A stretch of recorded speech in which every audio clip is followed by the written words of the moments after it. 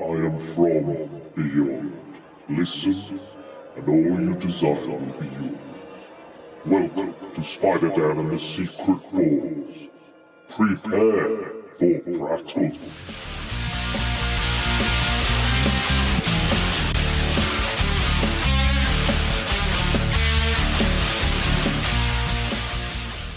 Secret Ball Stories. Welcome to Prattle World. I'm your host, the ever-amazing, ever-spectacular Spider-Dan. And in this podcast, I spotlight entertainment's best-kept secrets that a mainstream audience may find boring. And welcome to another edition of Secret Ball Stories, where I invite guests to count down a personal top 5 list in high-fidelity fashion. And have we got a doozy for you today? It is, as we are recording, it is Valentine's, and I have pulled Dennis away from his lovely wife to spend it with me, talking about murder, motherly love, and breasts. I can't think of a better way to spend Valentine's Day, my friend. With me. Thank you very much for giving up your Valentine's evening. This will be coming out not directly, not immediately. I'm going to release it a little bit later, and it's going to be on Friday the 13th, which is also my birthday. So, hurrah. So it's happy Valentine's and happy birthday to me. So, great. I will be, how old will I be? I don't know, 38? Hey, you watch it. 39? How old are you? I've got a machete here. I'm not afraid to use it. I'm not afraid to use it. I'll just show my breasts. Yeah, your lovely, lovely, bountiful, beautiful breasts. Ample. Yes, they're all wet from Crystal Lake. We've not even discussed what we're going to do. We just started talking. We just started chatting away.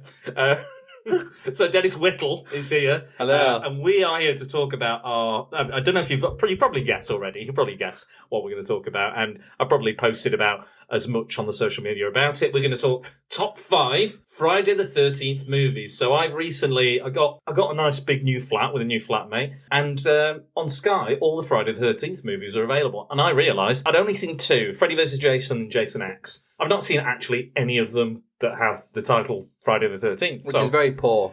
Poor form. Very poor. Poor form. And so I just basically binged them all. And they're all actually, not all available on Sky anymore because they've just taken them off. However, 2 through to 8 are available on Amazon Prime at the moment. So I definitely would advise everyone to go and give them a watch, especially after this podcast. But yes, so welcome, Dennis. How are you? I am absolutely amazing. You are amazing. Thank you again. Well, thank you. Thank you, man, for your patience. We ordered a takeaway. It was 30 minutes late, and we've been further delayed. And tepid, 30 minutes and tepid. Tepid. I've given them a bad review on chicken. Just Eat. Tepid chicken. This is poor. This is poor, and we're still drinking our beverages, but it was not good. Not good. Let's talk about Friday the 13th. What does Friday the 13th of the franchise mean to you, Dennis? And how do you remember your first Friday movie? Anything like that? Tell us your memories. Breasts, okay. Hockey mask. Covering each breast? No, I was introduced to Friday the 13th halfway through the series. Mm-hmm. Let's say about halfway through. And my big brother put it on, watched it, yeah. Instantly in love with it. To be honest, my brother introduced me to a lot of horror and other things. Oh. Do you need counselling? Possibly. I stuff like Evil Dead and, cool. Horror. He was, introduced me to a lot of horror movies. But Friday the 13th has always been my favourite. I love Jason, love the hockey mask. I like, I like machetes. I love a good machete. I love a machete. And then I kind of watched them backwards. I watched the middle one, then watched another one, then kind of worked, and then I've only watched them in order about 3 or 4 times. I usually watch. I remember watching one of them. Do you remember the Square Eels? Do you remember Sky? That competition. I can't remember who it was who came out. They had like a square dish. I remember watching one babysitting once. Okay, no, I think that might have been before my time. Oh, bless you. So that I love them.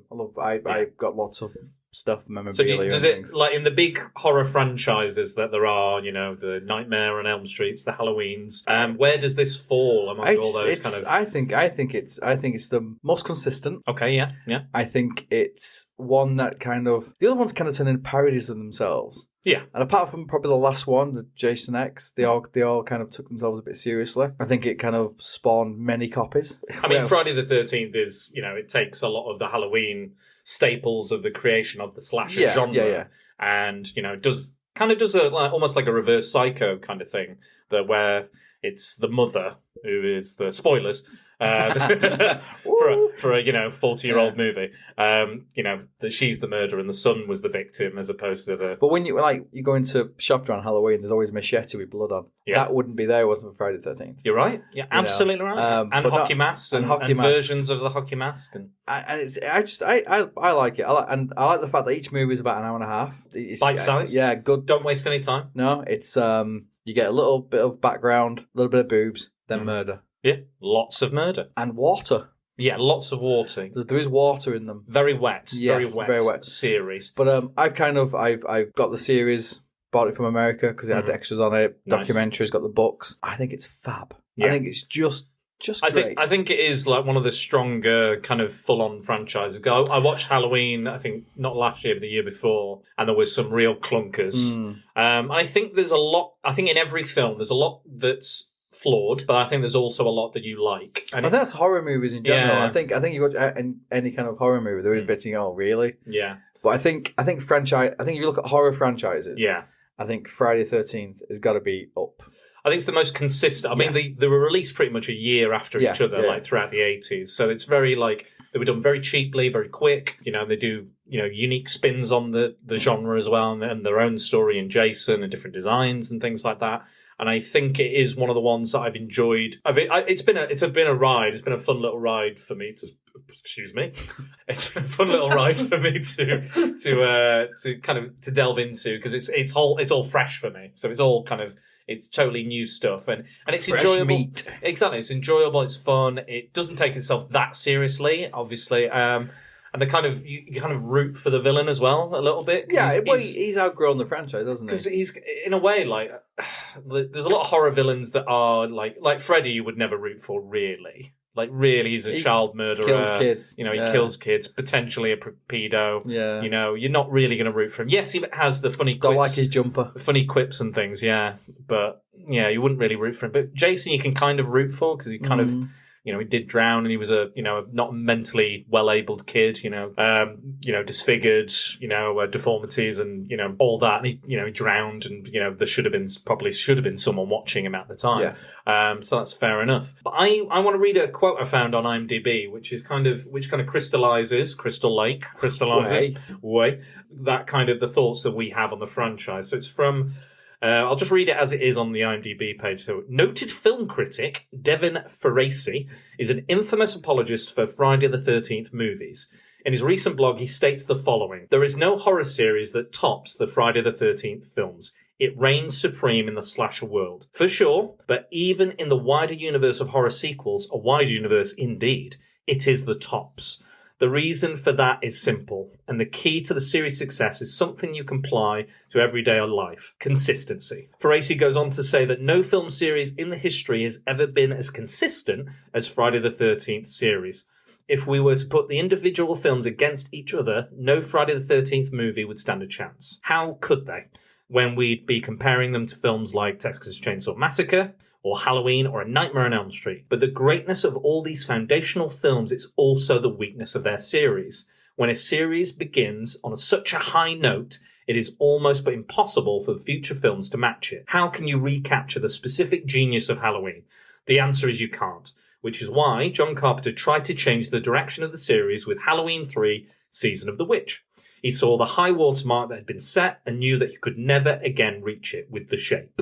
But the producers didn't recognise that, so they just kept churning out a bunch of terrible sequels. But the first Friday the 13th isn't a work of genius. It doesn't have the revolutionary grunginess Toby Hooper brought to Leatherface and the Family. The original Friday the 13th is a very solid movie, a very good entry in a burgeoning slasher genre, a sort of American take on the giallo concept. Unlike the other classic slasher series, the first Friday doesn't even set up the iconography of the series, while the other series came out of the gate in a blaze of brilliance. Friday the 13th ambled onto the track like Jason Voorhees, moving at a reasonable pace and happy to let the other runners exhaust themselves. Very good. Yeah, I think that sums it up. Yeah, I like I said, I don't think there's another horror franchise you could put next to it. You could say, yeah, second one. Yeah, it's consistent. Yeah. Whether they're consistently bad, consistently good, because they are consistent. Yeah. Jason comes in and kills a lot of people. Yes. And that's what you expect. And he does it in various forms and with various abilities. But that's what you expect from these movies. He's going to come. He's going to kill some people. Probably they're going to be quite annoying and irritating, or you're not going to like them very much. But that is it. And that's why you root for it, because they're annoying. Yeah, and you want to see them dead. You do, yeah. You do. Yeah. I've been to those parties. I've been to those gatherings. I'm going, God, I hate all these people. I wish they were just brutally murdered. Brutally murdered after showing their breasts. Yeah, I can't. I'm sorry. I'm obsessed you're with a little, breasts. a little booby. I'll stop that now. A little booby-fied. Yeah, it's because I've just watched one. That's what's happened. I've been boob blinkered. Well, speaking of booby prizes, we have a little competition going on. So Dennis has provided a lovely little Funko Pop. So it's Jason Voorhees. Not any of the annoying teenagers, don't worry. And it was in 8-bit. Yes. So it's stylized in the 8-bit format, like the video games, of Jason Voorhees, and it's a pop vinyl figure, and that is up for grabs. But you will have to answer one question. And I'm not going to put it in any social media, so anybody that actually listens will be able to enter, because the question is only on this podcast itself. So, who in the Friday the 13th franchise gives, or Jason steals, his iconic hockey mask from? So who's the person? I know. No, Dennis. No. You can't win the prize you brought in. That would be, you'd basically just be buying it. So that's not how this is going to work. So you just got to tell us which character, so not the actor, the character's name, who owns that hockey mask before Jason has it. That is the answer to the question. And we may even say it within this podcast to give you a clue. If not, you can always Google it. Anyway, let's get started. Let's slash on. Let's slash on. Slash. Not go for a slash. We'll wait. We'll wait for that later. We'll wait for that later. We'll have a little pee break. Don't worry. You are the guest, Dennis. Yes. So I would like you to go first. So we're going to do this. We're not going to do this from the order we're going to do it in, not to confuse people. We're going to go from the earliest entries that are on our top 5. So, say you had part 1 on your top 5, that would be your first one you would go with, and then we're going to move up the franchise to the later entries, do it that way. But obviously, we will have our favourites within those top 5s, we can mention it, but we're going to do it just to stop the confusion. My number 5 is number 4. I'm already confused. Off to a great start. So, yes, Dennis, so what would be the earliest Friday the 13th movie that is in your top 5? Number 3. Part 3, okay. Part 3. Tell us about part 3. I like part 3 a lot. No, I like part 3. 1, because I think it introduces the iconic Jason that we all know and love. I like the kills. Mm-hmm. I also like the fact that Jason's has quite a lot of mobility in it. Yeah, he's very fast. Yeah. He runs, he jumps through things. He plays with his victims a little bit more. Ooh. He locks them in barns. He messes around with them. He stalks them a little bit more. Yeah. There's a lot more to him in this one, and he's very green. He is very green. Yeah, it's kind of like he's almost got like a bit of a military look. Yeah, he's very tall, and I also like the gimmicky of 3D. Yes, this came out in 3D. There's a lot of films that year. Yeah, in 3D. Jaws 3D and Amityville 3D. Yeah, they're all 3D. Well, this is quite. I mean, I would have just called it, Friday the 13th 3D. Yeah, not part 3. I would just call it 3D. But that's me. It's set on Saturday. Is it? Yeah, so it's the day. Is it the day after the second one? It's the day after. Yeah. Yeah, so day after part 2. So technically it's Saturday the 14th. But don't tell Jason that.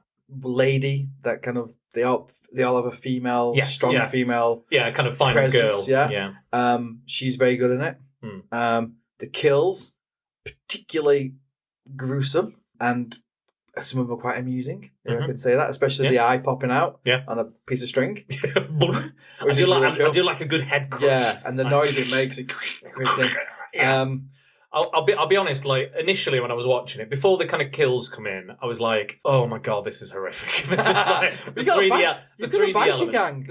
3D element was like, it felt very tacked on early on in the film. There's the bit where he's got the yo-yo, and his girlfriend's just sat below him, and he's just like, I'm just gonna do a yo-yo above your head, and she's really not pissed off when she hits him with the yo-yo. Stick in the face. Yeah, sticking. Oh god, there's so many sticks going in your face. Lots and lots of pitchfork sticks. handles. The first one is a baseball bat. I remember, like straight away you get like a baseball bat. This is one of the first movies I ever saw in 3D. Yeah. So for me to see from the first movie I've seen in 3D is this movie.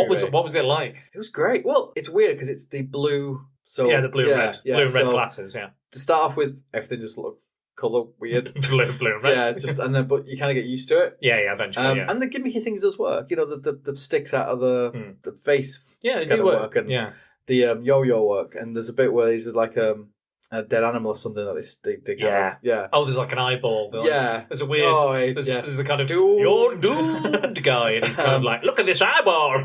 But I like the last 10 minutes because I think it's a different Jason, which we don't see really again. Yeah. He's running. He's very lithe. He's very athletic. A bit of jumping, climbs up some ladders and stuff. He's got quick. A lot of speed to him. Yeah. There's a lot of speed to him. Like he chases woman into the barn, locks the barn so she can't get out. Yeah. You know, has a bit of a look around for her and stuff. So I like that sign of it. But no, it's up there, and you know, it's got a good. It does have a good kind pitchfork. Good pitch. There's a lot of pitchforks. I like pitchfork in 3D. Yeah, I mean, there's a lot of pitchforks in part 2 as well. And a guy gets an arm cut off. Yeah, amazing. I mean, so it's all good. I quite enjoyed the biker gang thing. Yeah, you know, like what I really liked about it was, you know, the whole the car won't start trope. Yes. In the horror movies. Oh no, my car won't start and the killer's after me.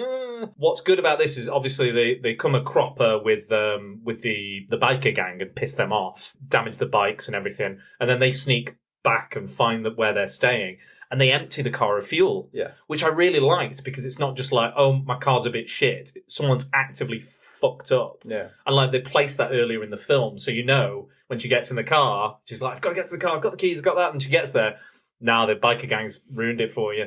So I quite like that it wasn't just, oh, I've got a shit car, which is in part 2. They have the shit car thing going on, but I didn't mind that so much. It was done a bit better. And probably the most annoying character in the series, isn't it, as well? Yes, Shelley Finkelstein, I think his name is. Shelley Finkelstein. You just want him to die. Oh god, he is one of the most annoying characters in all of horror. I put him up there with, you know, what's the guy's name from Texas Chainsaw Massacre in the wheelchair? I can't remember his name.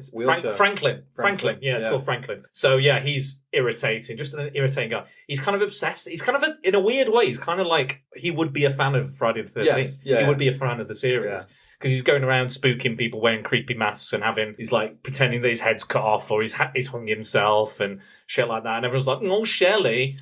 She's so funny. Yeah. And annoying. Yeah. And he's like, and he's a bit down on himself because he's a fugly looking guy. And he, you know, no offense to the guy, but he's a bit fugly looking. Doesn't help himself, does he?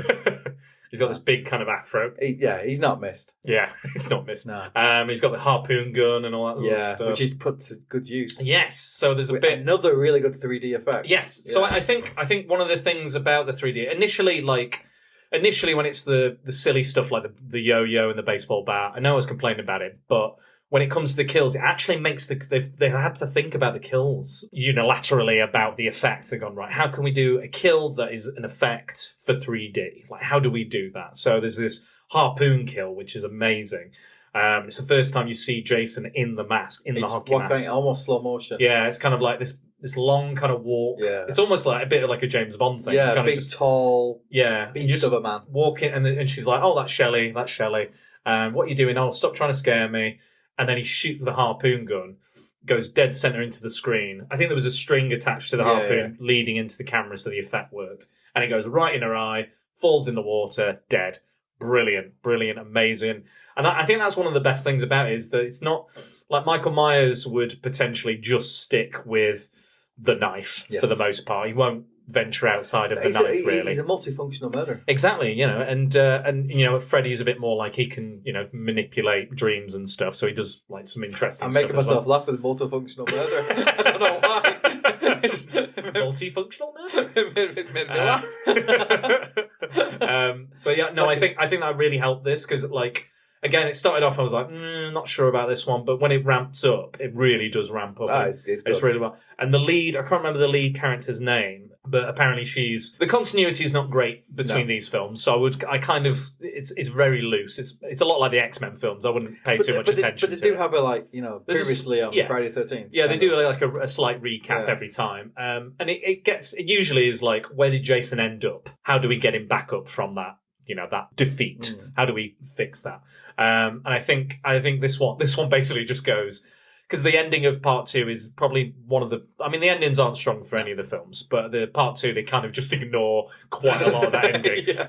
You see, at the start of this one, you see him get killed, and he just kind of picks himself up. That's how the film starts. And then it's like, here we go, and we're off, kind of thing, which is good, and it really does work. And this is actually my... this is also in my list, so I might as well talk about it now, since we're here. Yeah. Since we're here. But this is... I really do like this one, and it's Shelley Finkelstein is and what's the problem with Shelley is that you don't get to see a really satisfying death with him. No. It's kind of a boy cried wolf type thing. It's he comes in, he's like, I'm dying in his throat slot, Shelley, and they're like, oh, here we go again, trying to trick makeup effects. Yeah, exactly. And he's like, oh no, I'm dead. And he falls over, and then she realizes, oh shit, no, he actually is dead. And this is who Jason takes his iconic mask from. Competition.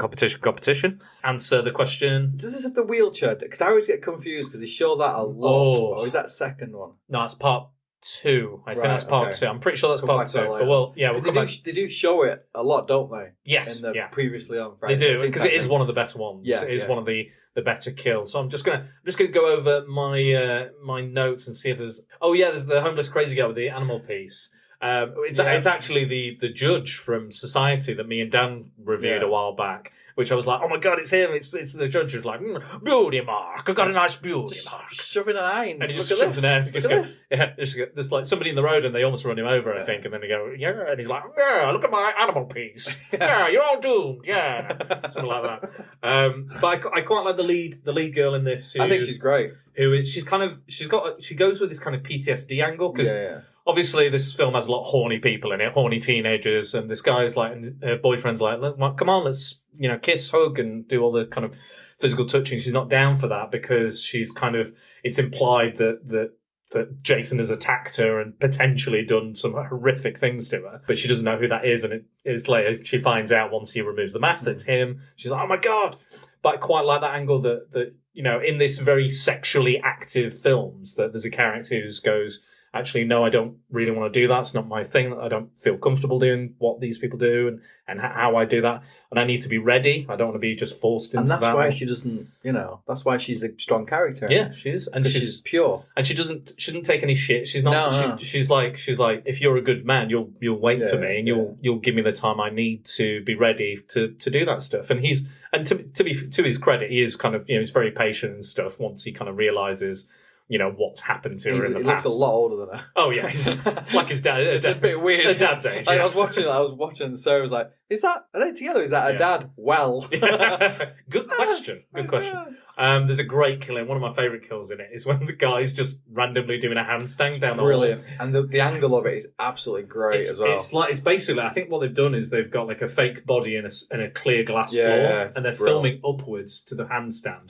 And the guy doing the handstand looks up, sees Jason, he just like gets the axe. Double-handed as well, he's straight down. He goes, wham, and it kind of his body just crumples. Yeah, it's good. It's fantastic. Oh, there's a nice homage. There's a lot of homages to the kind of previous films where there's like, you've got they're in the hammock, and they're like, how are we going to have sex in a hammock? And we're like, we'll figure it out. And then she gets the blade through underneath. Like the original movie and Kevin Bacon got the arrow. Does she read Bangora? She does, yeah, and it's got a Tom Savini article in it. And there's Godzilla. Yes, Mecha Godzilla. Who's reading, yeah. So that's on there as well. Yeah. That's. I mean, I think we've covered everything I wanted to say about it. Anyway, but one of my favourite bits is the jump at the end. Obviously, a lot of these endings are kind of a bit like it was a dream, or did it really happen, or sometimes they're a bit of a cop out, depending. But this one I really liked because Pamela Voorhees comes back, the original killer from Friday the 13th, comes back, and she's got worms up and down, and she's all zombified, soggy jumper, and she's like, rah! So she does the whole original kind of Jason jump. I'll call it the Jason jump. I don't know. And she pulls her down, but then she wakes up and she's gone a bit mad. She's like, ah! I remember, like, I was watching the documentary Crystal Lake Memories, which is on YouTube, but it's about 5 hours long. It is about 5 hours. But it is really good. And there was a talk of all the surviving girls ending up in the same, like, mental institution, and then Jason coming for them. So all the final girls from, like, Ginny and Alice and all them, they all come together and they kind of team up as, like, a super group and go after Jason, or when Jason comes after them, they're ready. Which I think would have made an amazing film. Really I would good. have, yeah, but I think they're probably all too old probably now to do it. But actually, so no. Jason. I tell you what. I mean, look at Halloween, the recent Halloween. If they can do something with that, she why keeps not? ass in that. Yeah, I mean, it can be totally new continuity. Maybe when all the legal problems have been ironed out, because there's an ongoing court case. Yeah. But yeah, I think Part 3 is absolutely one of my favourites. Excellent. Very iconic, great kills, good characters, good story. I think everyone has their favourites in this franchise. Yeah. Everyone's got their own choice and picks and what have you. There's stuff we like about certain films. There's some stuff we don't like about these films.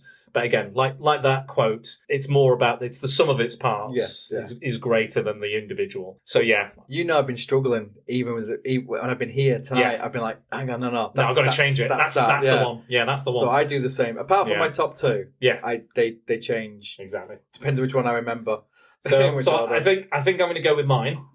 So my first one. So I've done 3, so I've technically done 1 anyway. My other one was Part 2. So I watched Part 1 and Part 2 back to back.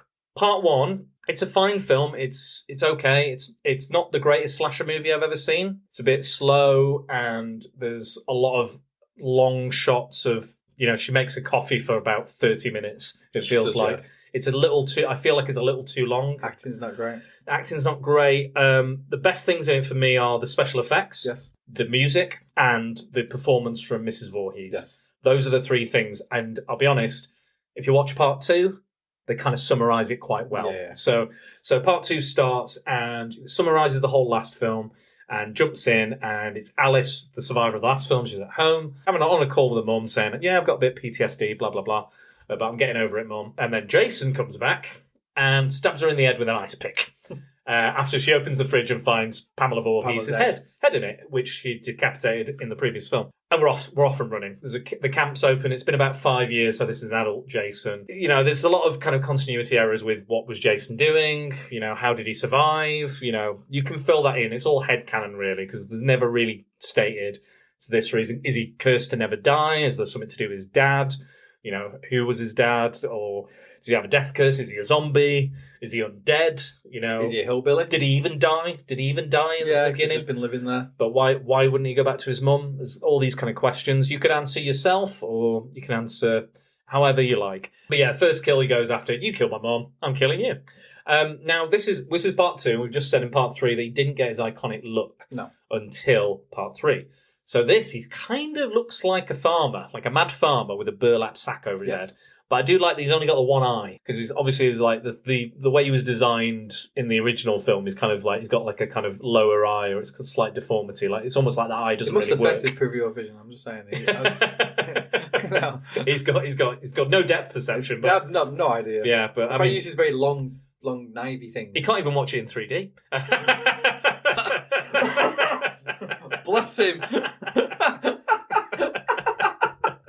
Can't even watch his own film in 3D. No, oh dear. Everybody put the same. Anyway, just like that. On a tilt, just tilt it. But I actually quite like the look.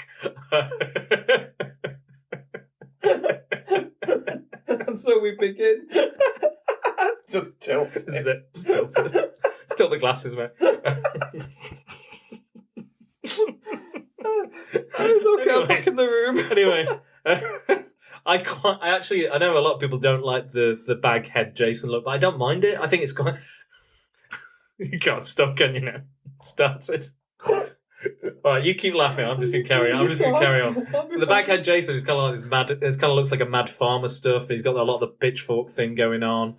I don't mind it, and again, he's quite a lithe, athletic kind of Jason. He's not like a lumbering zombie type thing. But I think it's a decent look, and I think it works. I actually think I actually think I love the mask in the third one, but I think his overall look is not amazing in the third one. I think it's just a green shirt. He's just shirt and pants. Yeah, it's just there's nothing else going on. It's clean though, isn't it? It's a clean look. If you with his mask and his it's very white. Cap and it's very very clean. Because he's not had any. No one's kind of done anything to him yet. No. He's like... Yeah, he's pristine. He's pristine. But I think in this one, he's a lot more like... He's got the long... When you unmask him, he's got the long hair and the beard and the bad teeth and stuff like that. So I think overall, it's a stronger look. But again, I do agree that the hockey mask is more iconic, way more iconic. It's a little bit like the town that dreaded sundown. Have you seen that one? Yes, it's great. Yeah. It's, and that was based on a real guy as well, real killer as well. But I have to say, like, talking about final girls and stuff, Ginny... brilliant.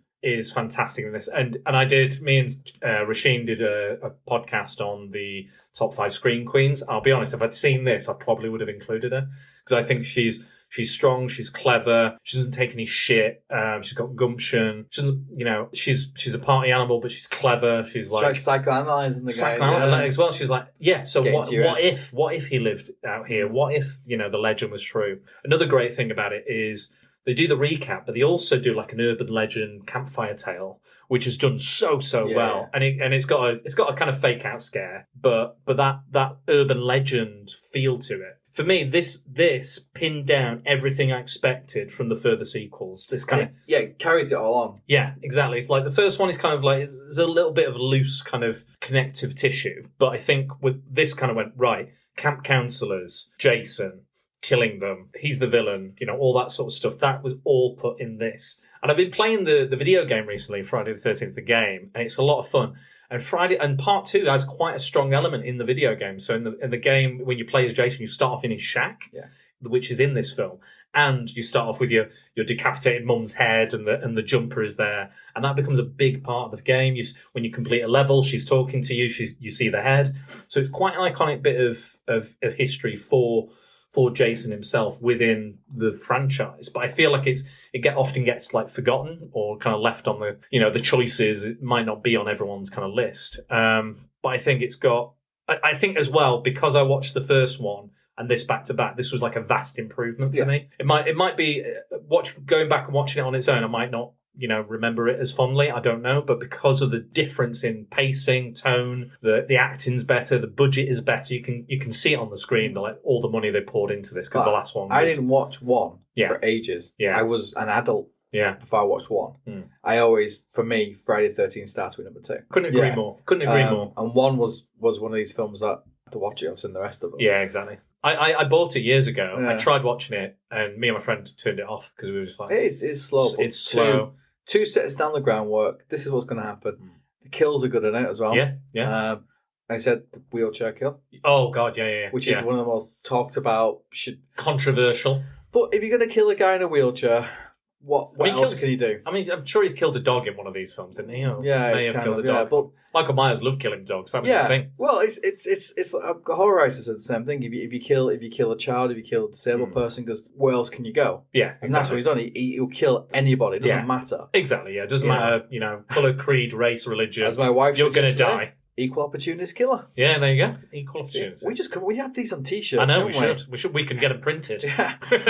Jason Voorhees, the Swiss Army knife of serial killers. One of the carryovers from the first one I really liked is the you're doomed.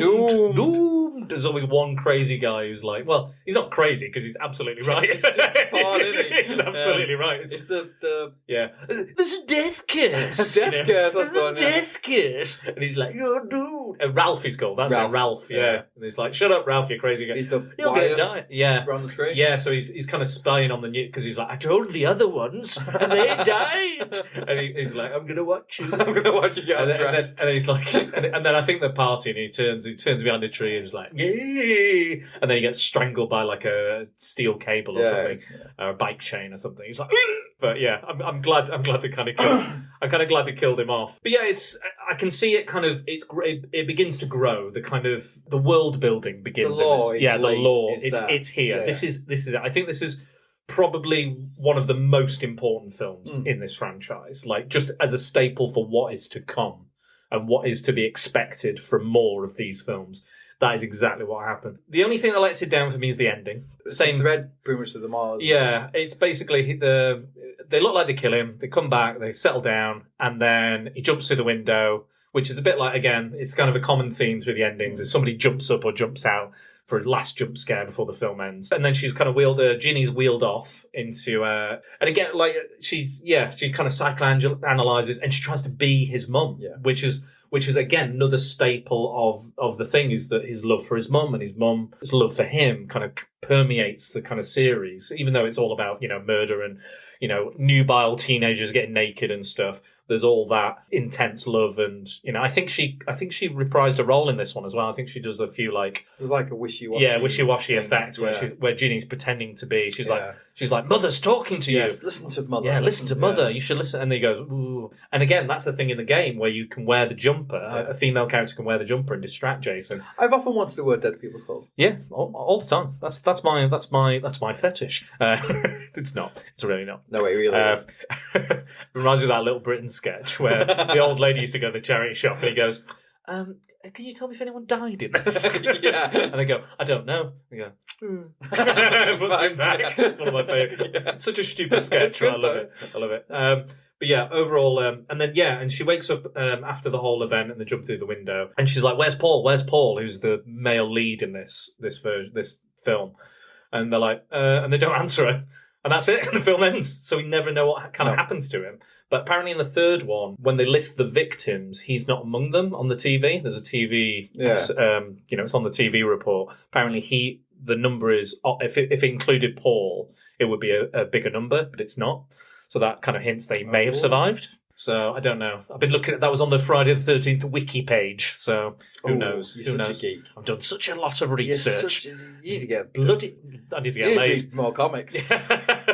No, don't get laid. Read more comics. More comics. But yeah, I really enjoyed this one. Great. I like that Ginny's understanding, and she's like he's mentally disabled, he's deformed. She's trying to understand why would he stay in the shack? Why would he live? What would that do to him as a person? What would this rage would that engender in who he is and how he becomes the Jason we all know? You know what bothers me about it? Mm-hmm. It's really, really stupid. When the policeman goes into the shack? Yeah. And he's looking around. Yeah. He pulled back into the toilet. How's it plumbed in? It's really... You might as well just go out and shit directly in the lake. Why has he got a toilet? Piece of shit. Is there any food when he goes in? Has it been eating like animals and stuff? Yeah, there's like bits of carcass and stuff. So perhaps he's got a very gamey diet. Yeah. And it just comes out in one lump. God. But I just going through things. He looks at the toilet. It's not been flushed. Looks, maybe it's not plumbed. Maybe it's just a token. Maybe it's like B&Q. You can't take his shit in those toilets. Maybe it's like, does a bear shit in the woods? Does Jason shit in the woods? It's the same thing I've got with like Ant-Man, when they make things big. How's it all plumbed in? Anyway. I can't help it. The buildings. Yeah. The buildings. Yeah, how does the plumbing work? How's it all work? How does it get sealed off? Exactly. How's it all work? Loads of poo just coming straight right in. Done. Yeah, right. Anyway, but that's the only thing. Yeah. It's on my list. It's after number 3. Yeah. For me. Yeah. It's on this top 5. It's on. Yeah, so it's. I think I agree with everything you're saying with it, which is really annoying because I hate agreeing with people all the time. But no, it does lay down everything. The next thing is the mask, which is disgusting, and then you've got it. That is Jason. Yeah. You've finalised Jason in all of his glory. That's done. You've got it. Yep. And then all the rest of it is just different takes on that story. Very much so. And even the reboot, the 2009 reboot, is part 1, 2, and 3 combined. You get the bag head, Jason. The hint of 4. Yeah, the hint of 4. Yeah, little sprinkle of 4. Sprinkle of part 4. Yeah. But I recommend, Amazon Prime, we just discussed, part 2 to 8 is on there. And I think part 2 is the best one to start with. I think yes, go back with part. You can go back and view part 1. That's fine. You can enjoy it, but it's not what I would consider Friday the 13th. Because the recap in number 2 does recap the best bits of the of one. And again, it's all you need for me. All that kind of You've stuff. got the decapitation, you've got the reveal, you've got all the kills, but just you don't. It's almost like the film. You don't have all the you don't have all the driving and all the coffee making. All the coffee making. But I say it's almost like the filmmakers have said, let's kind of ignore it and let's do something your different. Own thing. Yeah. Because she wakes up in part 1, she goes, they were like, Jason, what are you talking about, Jason? And she's like, the boy in the lake. He must still be there. It's kind of almost like it's a bit of a cop out. It's a dream. If it just ended with the jump scare, like and pulling it down, that would have been fine ending because he's out there, he's there, and that would make it an easier sequel. But I think they kind of just go anyway. Jason's an adult. Come on, it's Jason now. Right, okay, off we go. So yeah, I think it's one of those. But no, I think it's absolutely the best place to start if you're going to start Friday the 13th movies. I concur. There we go. So we've done part 3, we've done part 2. Yeah. What would be your following one? Would that have been part 2? Or? Yeah, part my 5 and 4 of my favourite ones would be 3 and 2. Does that make sense? Yes. So my number 3 favourite movie is completely different. It's Jason X. Okay. Which we're jumping all the way into the future. Yeah, and it's not because it's a brilliant movie, because it isn't. No. It's just because it's so mental and so crazy and so brilliant and so aware of itself. It's kind of came out at the time when horror movies were being a bit self-aware and mocking themselves a little bit. Scream kind of started that and whole New thing. Nightmare and things like that. They kind of aware of themselves. And you get the classic Jason in the woods in like a holodecky type thing. Yeah. He's in space, by the way. Yes. So Jason's in space. You get a couple of time jumps, don't we? You do. Crystal Lake is now a research facility. Yeah. He's in some sort of stasis. Yeah, they're trying to research. David Cronenberg turns up. Yes. And he's like, oh well, he can never be killed. We need to research this because this is amazing. He's like stood there. Yeah. But it's got all it's got everything. It's got boobs. It's got teenagers. It's got deaths. The death scenes are amazing. Yeah. They're really good. And they reenact some of the like classic ones in it as well. Sleeping Bag Kill. And you've got an android with lots of guns. Yeah. And to top of it all off, when they think they've killed Jason, he only gets rebuilt by another character that's like a match for Jason as well. Yes. Yeah. He's there with his shiny big machete and shiny mask. It turns into Uber. Yeah, Uber Jason, which is the fans have dubbed him. It's not, for me, it doesn't really fit in with the franchise. No. For me, it's 1 till 8. Yeah.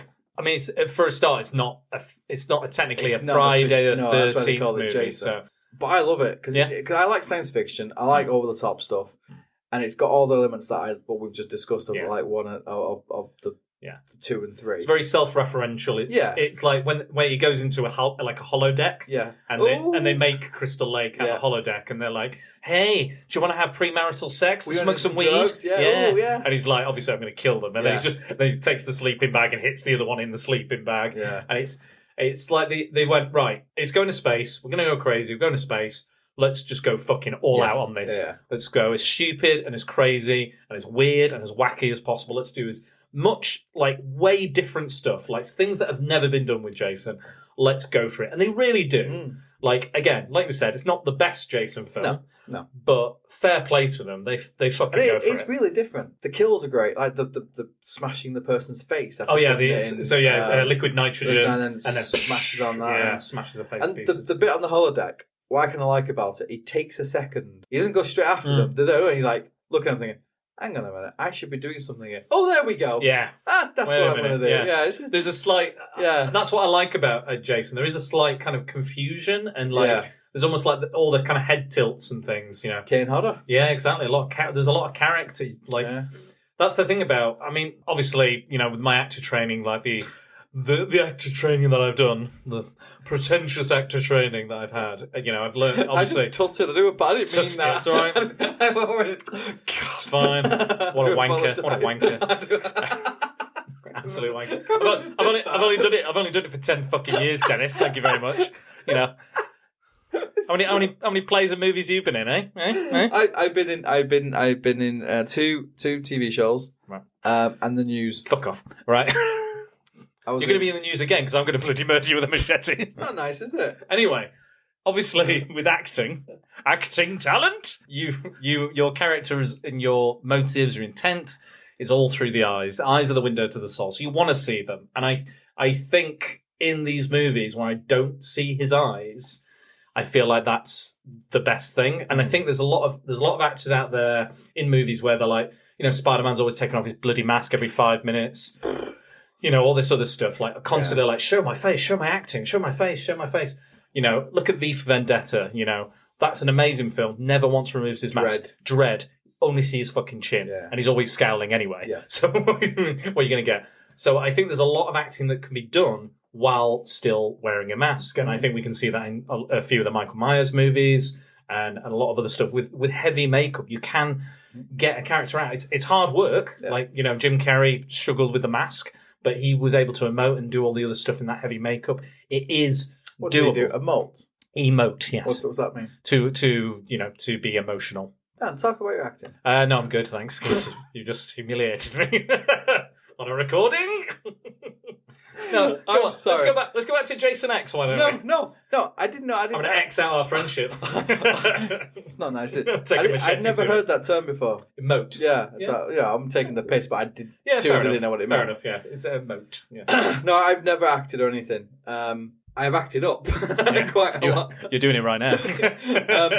But yeah, I'm not going to talk a lot about Jason X because it's kind of one of those anomalies. Yeah. But I would say if you're having a drunken night and you want get a few friends around, you'll laugh at it, you'll go, oh yeah, I recognise that. I think any of these for the most part have those kind of elements that you could do with Jason. You could do with Friday the 13th drinking game. Yes, let's do that. I don't drink. Oh, I'll start. Let's do that. We could do something else. We could be like, maybe if you're looking. Well, hey, stop being so obscene. I can't help it. It's been a long time for me, and it is Valentine's. Happy Valentine's. Yeah. But yeah, I'm not going to go on too much about it because there's better movies. But I just love the far outness of it, and I like Uber Jason. I like the design on the new machete type metal thing. Yeah, it does look good. Yeah, and he's in space. Yeah, and Kane Hodder's amazing. Yeah, he is good. It's all good stuff. But again, take it with a pinch of salt. Yes. If you're looking for, if you know the franchise, you're aware of the tropes and stuff, I think you'll get a lot out of it. Yeah. It is the best horror character in space film.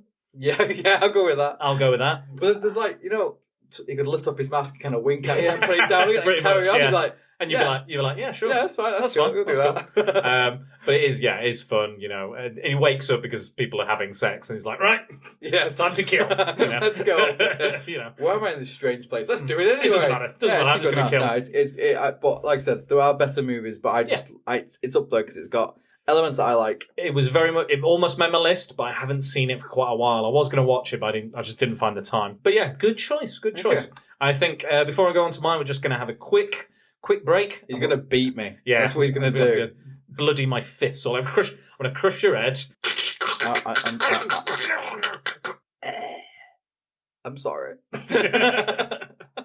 We'll be right back. Jason! It's all done, Jason. You've done your job well, and Mommy is pleased. Jason, Mother is talking to you! Jason, Mother is talking to you. Okay, we're back. Sorry Dennis couldn't join us anymore. I murdered him. I killed him. I drowned him on my toilet.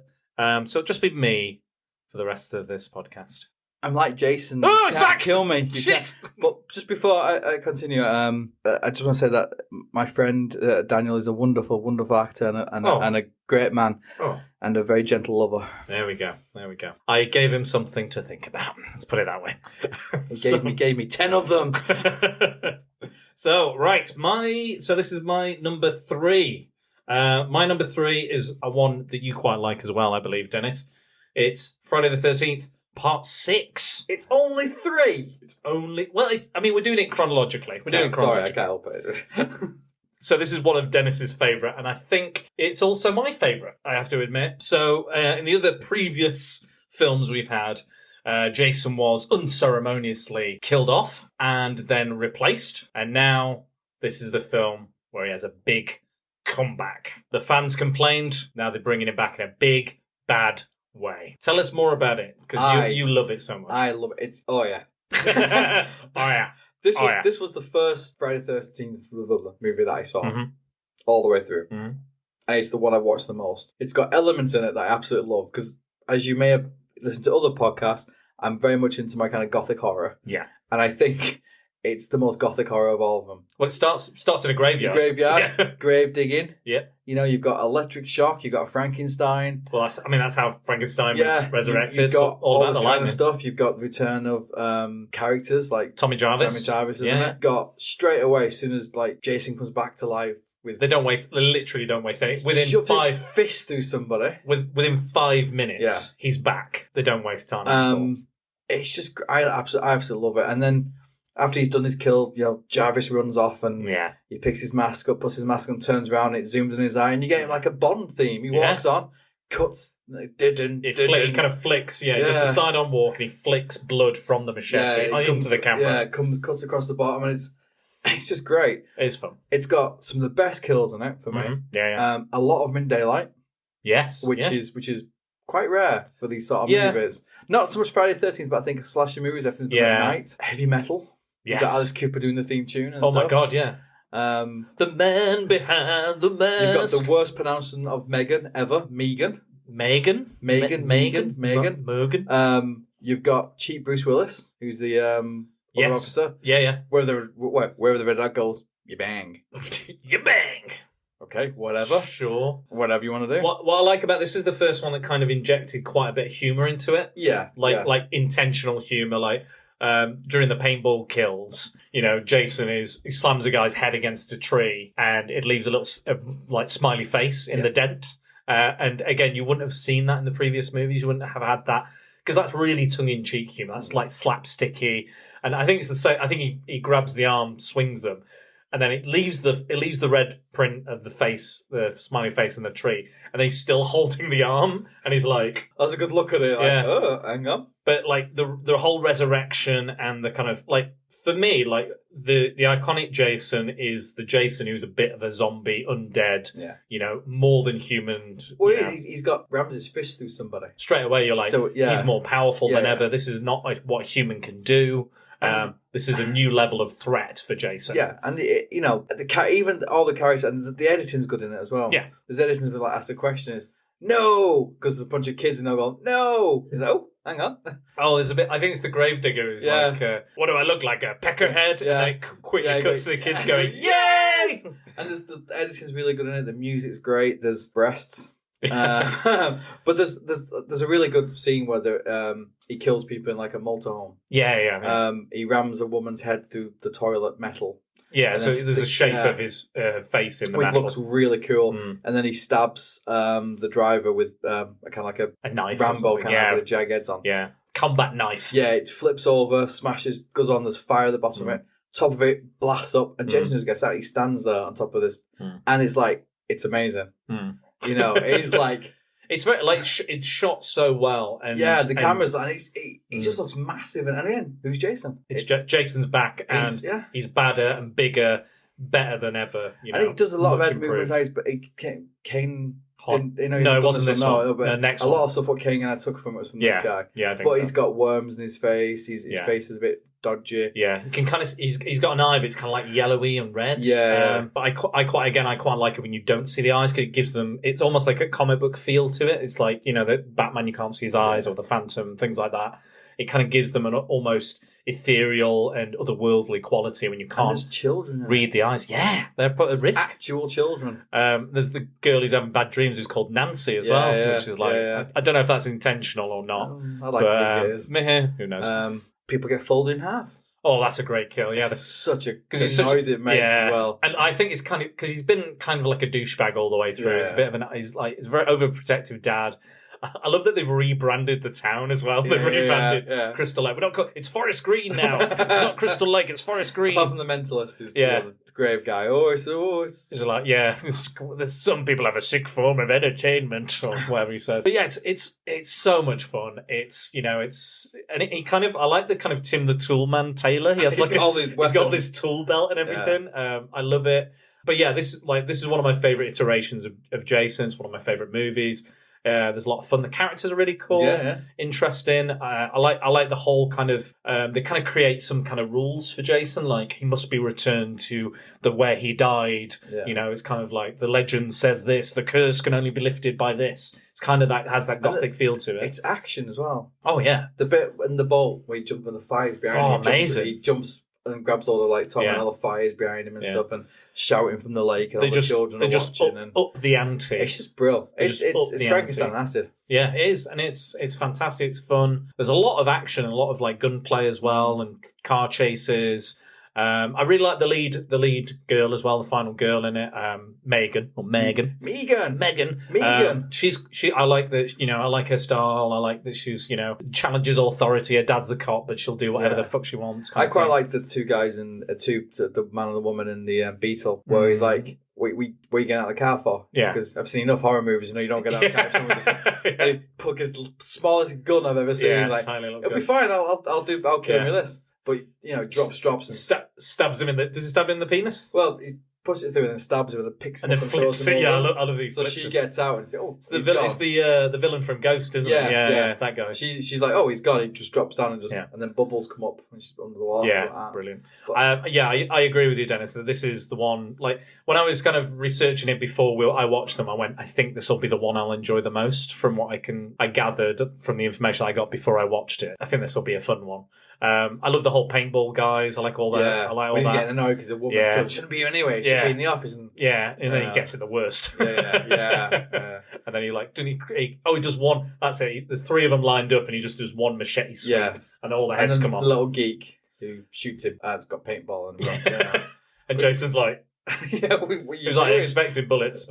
But he has a good long fight with the cop as well before he folds him in half a deck chair. he's like he has a good kind of his legs like it's one of the best. I think it's one of the best kills, and it's a bloodless kill as well, which is it's also a thing in there. Head crush. I think so. It does like a good head crush. What I like about that one, unlike the other ones, you just see the side of the edge just go in. It just goes. I also like when he turns the heads round, or like does like a 360 with the head, or a 180 with the head, or what have you. Really doesn't really kill the children though. No, I think there's a couple of scenes where it looks like he might. Looks at him, doesn't he, and just doesn't. But I think that's the thing. I think he would become more unlikable, like as a villain, if he did that. I do see him carrying a headless corpse across the one. Is that There we go. No about that. But I like the big spear as well that he takes out of himself and starts like that's his main weapon. Just fantastic. I think this is one of the strongest ones. Again, I'd probably if I would watch it from part 2 onwards, but I think 6 is probably the strongest out of the original 8. Sarah's favourite 6. Yeah, fair play. Well, and there's a lot of good reasons for that. I think it is good. It is one of the best ones. Really good in it as well. So we've had that's my 3. You've had your 3. So should we just list your 3 just for my edification? Number 3. 2 X. And mine was 2, 3, and the one I just mentioned, 6. 6. Okay, so that's where we stand. So what's your number 2 then? Are you still not sure? No, it's gonna be 7. 7. Cool. New Blood. That is also mine. Oh, there we go. There we go. So saves time, doesn't it? It's brilliant. Yeah. The last 20 minutes is some of the best action horror. So this is when they were thinking about doing Freddy versus Jason. They were kind of there's the rumblings of that, wasn't there? So we have telekinesis. We have moving things by using your mind. We have an abusive relationship. That is telekinesis. Yeah, I've seen some of the people who listen to this. Yeah, so have I. There we go. Jason's a nice man. I love you fans. I love all of my fans. I do. Love you all. You're great. Even the bearded ones. Fair enough. So you have telekinesis. You have an abusive relationship. You have a PTSD in it. You've got the girl with the powers is great. Yeah, she is really good. Another really strong kind of female character. First Kane Hodder moved as Jason. Wet Jason. With spine showing a bit of... this is the best looking Jason. Yeah. 100% the best looking very zombified. Jason. He's been in water for a while. Maybe fish have had a go at him. It's been a few years, I think, he's been down there after 6. And he's got a chain on his neck. He has. He's got an exposed spine. He's the most zombified. I think... And I don't know about you, Dennis, but I love a good wet Jason. I'd like a wet Jason too. Again, this is probably my ideal Jason, I think, out of all of the designs, especially when he loses his mask as well. Yes. Gorgeous. Beautiful. Well, the director said it was Carrie against the Terminator. Oh, yeah. That's how he described it. She brings him up from the water because in end of 6, Tommy's finally got him. He's back in Crystal Lake. Chains him to the his neck's been cut underwater, doesn't he? Yeah. He's not too up, but right at the very end goes down. Nice idea, beautiful lake. Eye flickers open. Now we're at number 7. So we've got an abusive relationship because this girl can use powers when she's a bit annoyed, doesn't know how to use them type thing. Yeah, her dad is an abusive father, drinks and beats the mother, and she runs away. Dad tries to follow her, and then she brings down the pier that he's standing on, and he dies. Yeah, with her telekinetic powers. Yes. So and that kind of... What's telekinetic powers? It's when you move things with your mind, Dennis. Did you know? Thank you. No, I didn't, but thanks. Stop being so snippy. Got it on me tonight. I don't know what's going on. Way past my bedtime. I know. The last 20 minutes, though, the fight between the telekinetic... I can't remember her name. What's she called? Tina? Tina. It is Tina, yeah. Is great. Yeah. Complete match for him. Oh, yeah. And does the most damage that anyone's ever done on him as well. Makes him... again, like Kane Hodder's a stuntman, and they use him as a stuntman. Flying through stairs, picking him up, throwing him against things. Kane Hodder is the best actor Jason has ever had, and that's why they keep him in so many of the movies. He almost plays it like he's angry all the time. Just full of rage and frustration. Yeah, like when he kills... Goes to the window, grabs her, and then just chucks her over the TV. Yeah. It's like, Jesus. The bitch. Yeah, the typical bitch. Can't remember her name, but she goes, I'm just leaving, and then he just literally puts an axe in her head. He doesn't waste any time. He just kills and goes. Throws her over. It's pure anger. Just like, rah, over the TV. Don't care. But no, it's great. I don't want to talk too much about the last 20 minutes because it's great. If you like, it's an action flick. Yeah, definitely. If you like supernatural action movies, this is the one for you because it's just a lot of fun. There's an amazing house explosion as well, which actually they didn't plan on it being quite that big. In the documentary that I watched, the Crystal Lake Memories, really good documentary. They basically said, we built a house and we blew it up, but we actually only got a few bits of footage because the cameras melted. The ones at the back was like... And you can kind of tell. You can tell that camera is way too close. You can see the wood flying and everything, and everyone was like, "Oh my god, we blew up that! We really blew up that!" No, but it is good. Yeah, it's really good. Did you know that the mum in this is a voice actor, and she played RC in the Transformers the movie? I did not. Yeah, so she's the female Autobot RC in that movie. A robot in disguise. She is. Well, she doesn't have the same hairstyle. She's got very 80s hairstyle. Yeah. The fringe and everything. But they all have the fringe, don't they? It's a very good... Watch the movies. It's a very good history of fashion. in the 80s. How it developed. Change and hair. Yeah. Everyone's got massive hair. Big hair. Big, massive hair. And big boobies. It's big boobies. Yes. All of the boobies. Breasts. So much boobies. Yeah. But I do like, and little story about breasts. Okay. My beloved wife, Sarah Whittle, who's at home now missing me because it's Valentine's Day. Yeah, she won't give a shit. She's watching TV. You've given us something. You've given us some good stuff. I'll tide her over. Give her some flowers and maybe something like that. Oui. Yeah, right. Anyway, we met Kane Hodder at a horror com. And Sarah was on crutches at the time. She'd broken her ankle, broken her foot, done lots of stuff. What's she like? So, like, Hodder was like, you all right? She went, yeah, so how do you do that? I said, well, basically, I was walking through the car park at work and a woman had new boobs put in. I was looking at them that much. I tripped up and fell over. So Kane looked at me and goes, you're a very lucky man. I just looked at her and says, you're awesome. So he was just chatting away with him. But he was very impressed that my wife spent that much time looking at another woman's boobs. Yeah. Apparently nice new breasts. Yeah. That she fell over and basically broke her foot in many different places. Yeah. Was it worth it? I don't know. I never saw the boobs. Yeah, that's the point. She said they were a good boob job. I don't know. I don't know the girl. I know nothing about it. I just know that I got a phone call saying Sarah's broken a foot and I went, right, I'll be there in an hour. I'm not that bothered. Well, speaking of other cast members in that film as well, I know we talked about RC then. The evil doctor, who's really the villain of the piece. He's cowardly. He's an opportunist. He's manipulating. He's trying to kind of cultivate and use her telekinetic ability for his own means.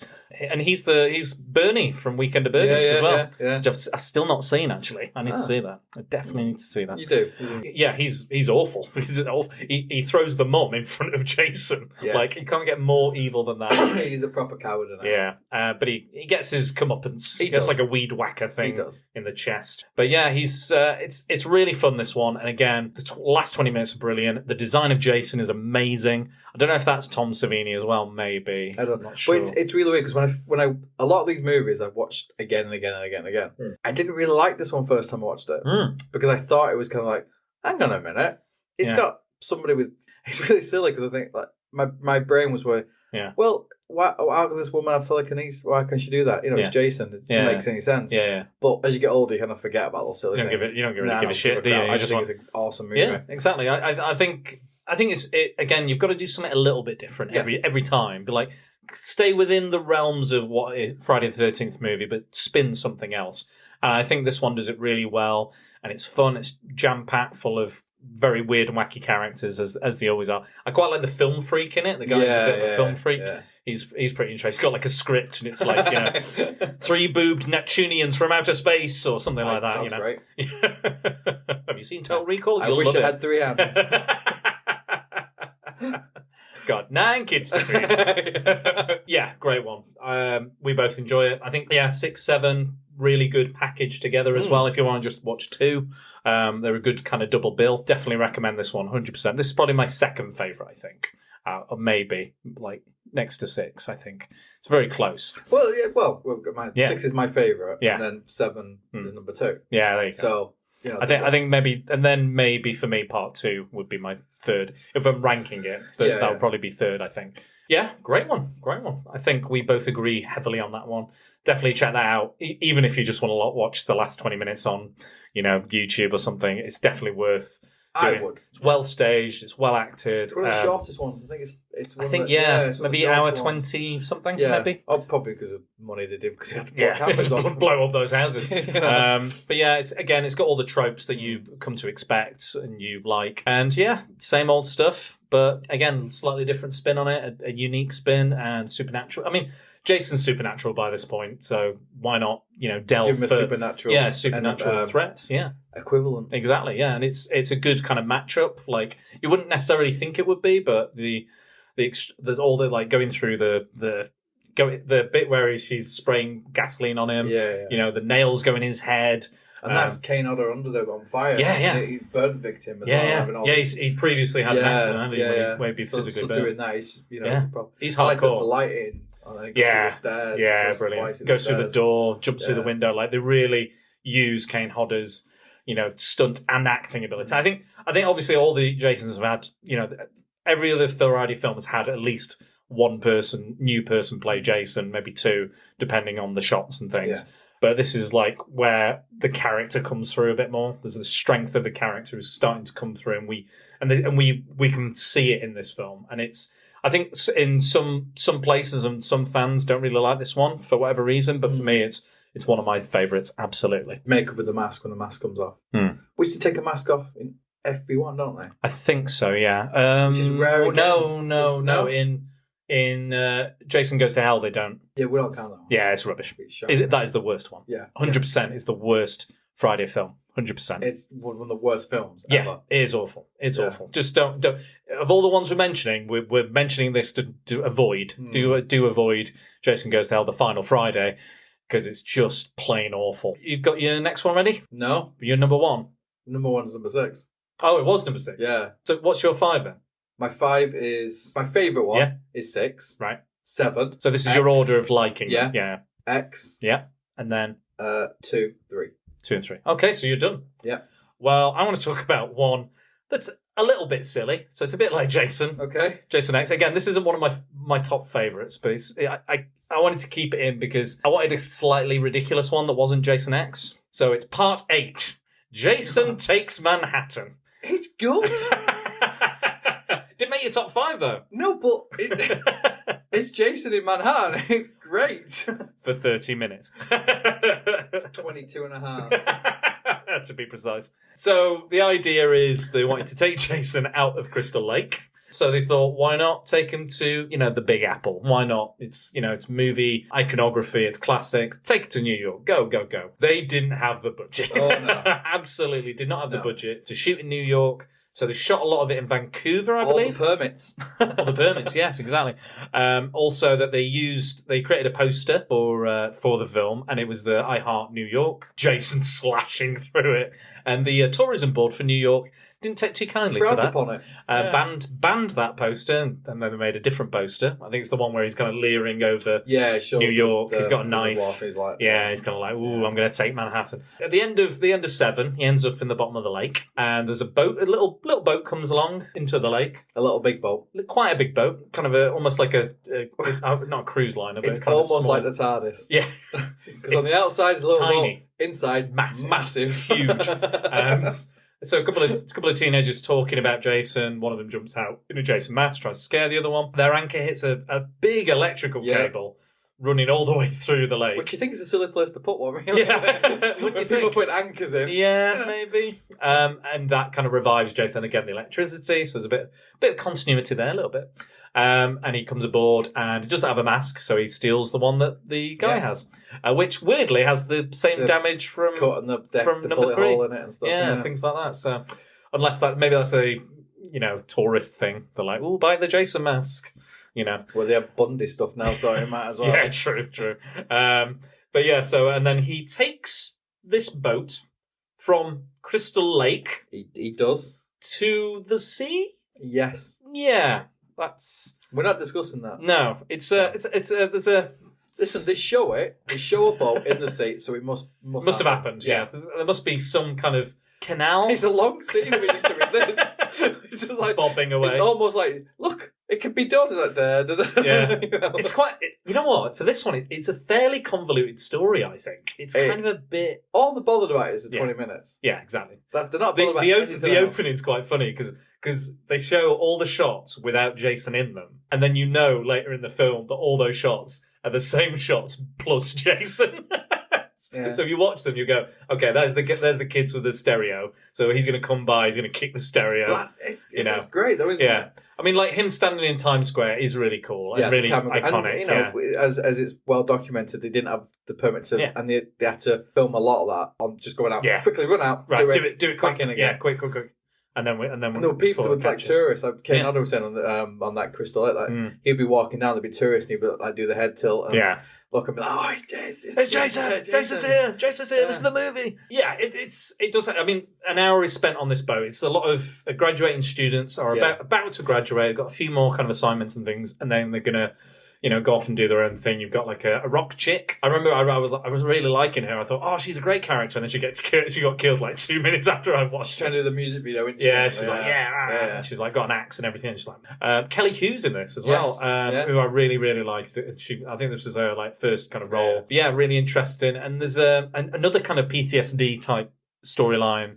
It makes no sense. It makes no sense with the timeline that's set up for Friday, but again. Continuities all over the place. And the ending's appalling. Yeah. So basically, Jason looked like Jason was a child in 1955? Something like that. Wherever it was. And then girl is a lot older and time has moved on. It must have been 20 years since 1979-80 where the original happened. So there's no way she would have met him as a child. No.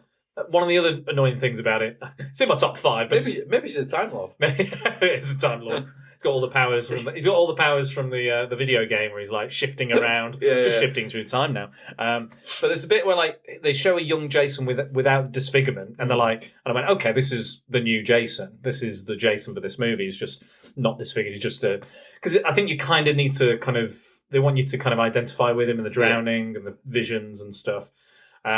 But then the next vision, I was like, oh, he's handsome again. The next vision is ugly again. I'm like, which one is it? And then the next one is even uglier. And I'm like, oh, well, what do you want? And then in the end, he falls in toxic waste and becomes a child. What? Again, this is in my top 5. But 20 minutes allegedly in Manhattan. Yeah. Are great. They are fun. Boxing match. Oh, top God, of a rooftop. Yeah. So that was apparently supposed to be in Madison Square Garden originally. But again, couldn't get the permits. Couldn't afford it. So I had to do it on a rooftop. But it's just like 1.5 minutes of this guy just punching Jason. It's like punching a brick wall, isn't it? It's just knackered, but he's like... Go on then. And then I think it's the first time Jason's... Well, probably not the first time Jason punched anybody, but it's the first time he's had a boxing match. And he just goes, clobbers his head right off. He goes into the dustbin, goes into the dumpster straight away. And then he loves doing this with heads, just putting them places. Puts in the taxi cab or the car, and they're like, where is he? I like the fact when he's walking around like Times Square, he's a dick. Oh, yeah. He's a complete dick. He could, the thing is, Jason could kill every single one of those people. Like, he goes into that cafe and throws that guy. He could kill everybody in that cafe. He doesn't. Because he's a bit of a knob. Kicks a stereo. Yeah, he could literally murder everyone. They're doing nothing wrong. Listen to a bit of music. Kick your stereo. Kick your stereo. You're a knob. I remember that coming out. I remember going to the video shop and seeing the poster for that and thinking, oh my God. That's exciting, yeah. It's something different. Number 8. Yeah. You know, I'm now using both hands. Thinking, this is great. This is going to be amazing. I like it. I like the stupidity of it. Fun. I like the creepy uncle. I think he's a good kind of like knobhead character. Yeah. He's the teacher as well. He is, The woman does the... Yeah, she does the whole biology experiment. And doesn't opens up, he's like... Yeah. Oh, it's like... But he chucks he brings this kind of adopted daughter with him. Yeah. Well, she comes and he's like, well, I don't know what you're doing here. Just shouts at her. Yeah, just shouts, move it. Yeah, pretty much. She's not done anything wrong. He's just like... But it turns out he tried to basically teach her how to swim by throwing her in the deep end. You will drown. But then Jason was pulling her down as a child in his little jean cut-off shorts. But yeah, and he starts like teleporting. Like there's that scene in the disco room with Kelly Hu, and he's just like everywhere. But this is the wettest Jason you have ever seen. He's absolutely dripping with slime and goo. However, it's also the worst looking Jason when you unmask him. When he's climbing up the boat, he's dry. Yeah. He's perfect. His gloves are neat. And next to him, he's dripping with like seaweed on him and stuff. And grim and grime and stuff. But yeah, I think like this is one of my other favourite looks for Jason because he's zombified. You don't see his eyes, and he's fully wet. And I like that. I like him getting nice and wet. A nice wet Jason. This is weird. I love my Jason wet, nice and wet. Oh, I love him wet. But I think what's good as well is you hear the breathing from Jason. I think you don't necessarily hear that in 7, but you hear the breathing. Oh, there you go. We've got to do it at least once. We've got to do it at least once. I think Harry Manfredini didn't do the music for this one. I don't know. And it was produced by somebody else. Yeah, as well. Possibly. But I think the music really helps the whole franchise. I think there's doesn't one of them have like a disco version? Yes. Which is great. But he did like famously the key ma ma ma is Pamela Voorhees going, kill him, mommy, kill him. Kill him, mommy. He does that, and then he takes the two noises and puts them into ki, ma, ma, ma, ma, ki, ma, ma.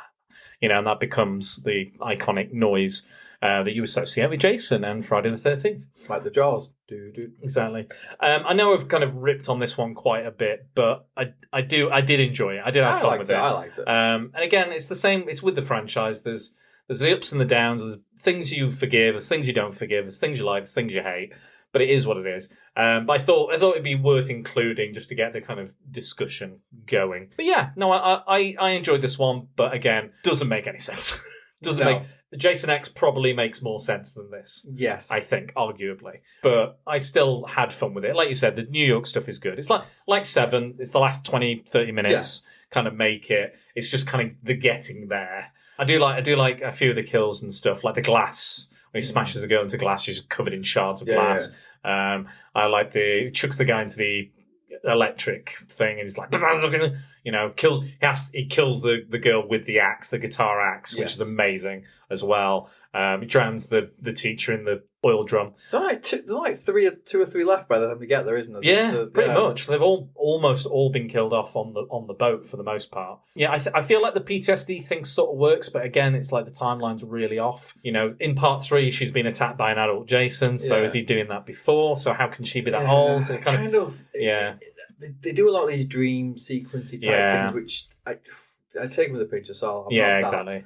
I just want to see boobs and blood. Yeah, and that's if that's what you're after, any one of these films is key.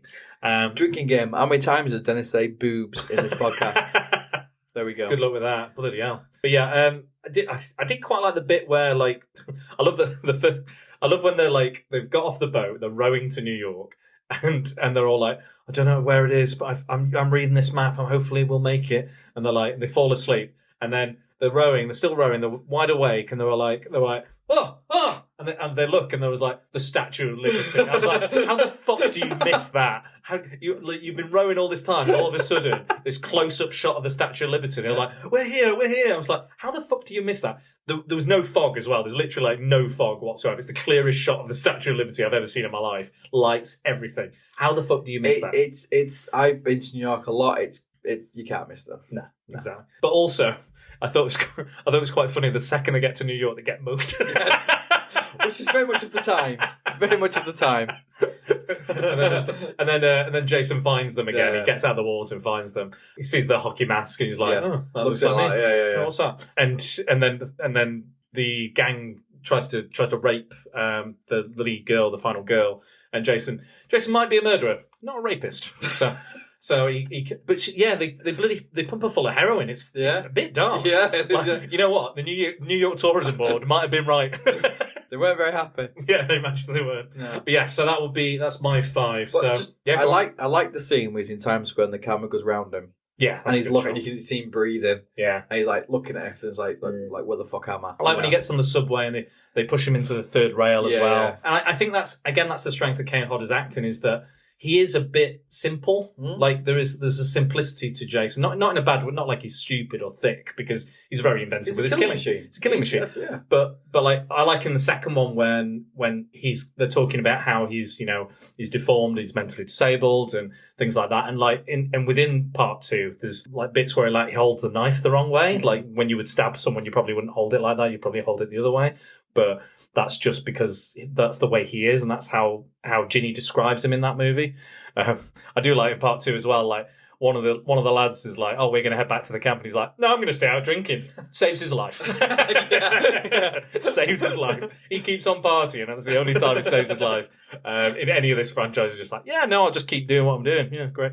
But I've had a lot of fun with these movies. I really, really, really have, and I've watched them over the last few kind of weeks and months and stuff on my days off, and they're great. They're a lot of fun. So let's talk about some honourable mentions. I think we've kind of mentioned a lot of the films. Can I go first? Yes, please. New Blood. Not New Blood. Is it New Blood, number 5? Number 5 is New Beginning. New Beginning. Yeah, New Blood 7. Most kills. Yeah.